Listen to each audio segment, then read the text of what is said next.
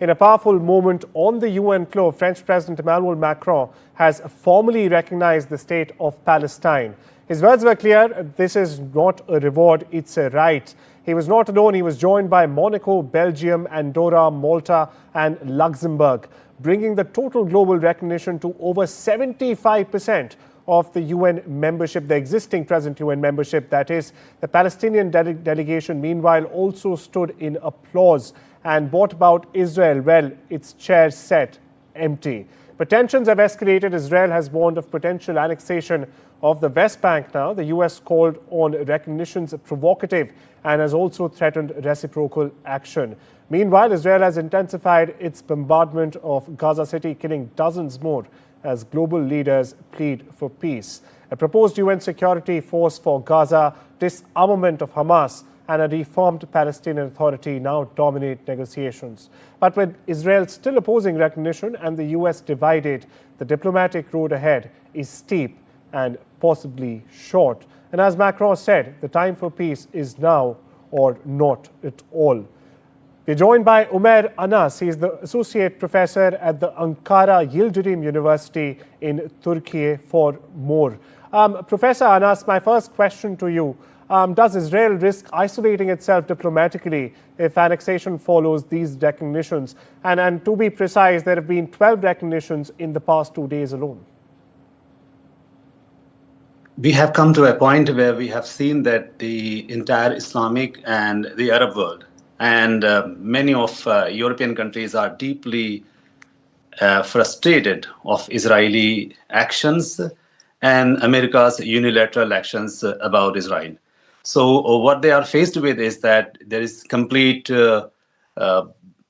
collapse of the idea of two-state solution, which means that Israeli occupation of West Bank is coming, and they are much more convinced now that the Israeli politics in Palestine was never in favor of a Palestinian state, a sustainable Palestinian state. It begs the question, can a reformed Palestinian Authority realistically govern Gaza after Hamas? Because we've not really seen condemnation against Hamas coming in. And the very idea of a reformed Palestinian Authority, how realistic is it? And how much time would this actually take?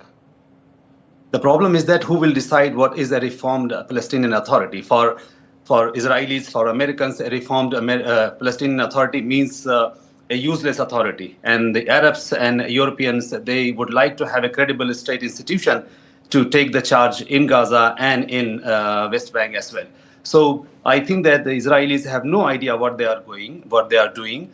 And the kind of anger and frustration which is coming from the Arab world, I think that the region is just a very few days or months away from a major conflict. The streets are very angry.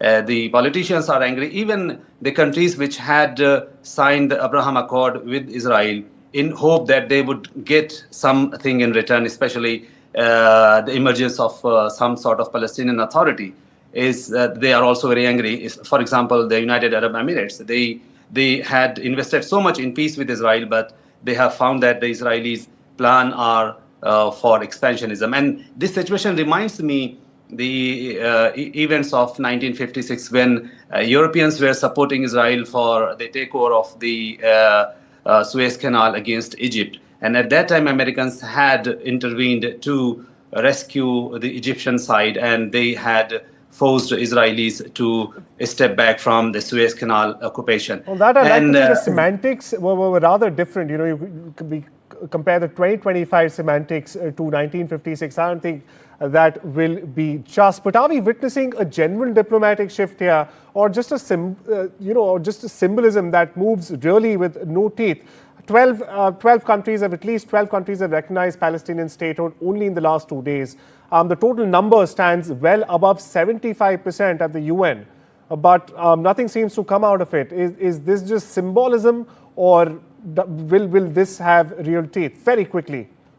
I think that even if it is a symbolic support, symbolic recognition, it is a big step, very big step, because the European public opinion is now becoming very close, very much in favor of Palestinian state. And even American public opinion is coming very close to recognize the Palestinian state. So that is a big blow to Israeli expansion. And Israelis are losing the public opinion in most of its allies' societies. So that is a big challenge for Netanyahu and his government. A big challenge for Netanyahu. Thank you so much for joining us on this important topic.